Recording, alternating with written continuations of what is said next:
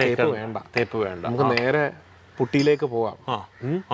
ചില കേസിൽ പുട്ടിയും വേണ്ട, നേരെ പെയിന്റിലേക്ക് പോകാം എന്നൊക്കെ പറയുന്ന സാഹചര്യങ്ങളുണ്ട്. തേച്ച് കഴിഞ്ഞാൽ എന്നാൽ ശരി പുട്ടി വേണ്ട, പെയിന്റിങ്ങിലേക്ക് പോയി. ഇതോരോ സിറ്റുവേഷനും അനുസരിച്ച് ആ ക്ലയന്റിന്റെ ബഡ്ജറ്റ്, ക്ലയന്റിന്റെ ബാക്കി തീരുമാനങ്ങൾ, ആവശ്യം, ആ റൂം എന്തിനു വേണ്ടി ഉപയോഗിക്കുന്നു, ഇതെല്ലാം കൺസിഡറേഷൻസ് ആണ്. ഈ ഇന്റർലോക്ക് കട്ടയിൽ ഇപ്പൊ ഇവിടെ വരുന്നിടത്ത് നമ്മളിപ്പോ ജനറലി എടുത്തിരിക്കുന്ന തീരുമാനം എന്താന്ന് പറഞ്ഞാൽ തേക്കേ വേണ്ട, കംപ്ലീറ്റ്ലി പുട്ടിയിടാം. അത് ആസ് എ കസ്റ്റമർ എനിക്ക് കോസ്റ്റ് ഒരുപാട് സേവ് ചെയ്യുന്നു. നിങ്ങൾക്ക് ഒരുപാട് സേവ് ചെയ്യും. ഇപ്പൊ എന്റെ കണക്ക് ജസ്റ്റ് ഇങ്ങനെ പറയാം, ഒരു ഇന്റർലോക്ക് കട്ട നമുക്ക് ഏറ്റവും ബെസ്റ്റ് കട്ട തന്നെ നോക്കാം. അതായത് ഏറ്റവും നല്ല കൺവെൻഷണൽ കട്ടയും ഏറ്റവും നല്ല ഇന്റർലോക്ക് കട്ടയും തമ്മിലുള്ള പെർ ബ്ലോക്ക് വ്യത്യാസം 9 രൂപയാണ്. 9 രൂപ വരും. ഓക്കെ, നിങ്ങളുടെ ഒരു ശരാശരി വീടിന് നിങ്ങൾക്ക് വേണ്ട കട്ടയുടെ എണ്ണം എന്ത് തന്നെ ആയിക്കോട്ടെ, ഉദാഹരണത്തിന് 4000 കട്ട എന്ന് വെച്ചോ, എക്സാമ്പിൾ.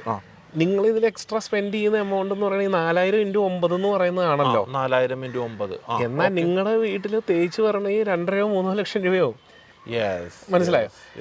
അപ്പൊ ഈ അത് മാത്രമല്ല പോൻ, ഇതിൻ്റെ അകത്ത് ടഫിൻ നമുക്ക് ഓഫർ ചെയ്യുന്ന വെച്ചാൽ പെട്ടെന്ന് പണി കഴിയുമെന്നുള്ളൊരു.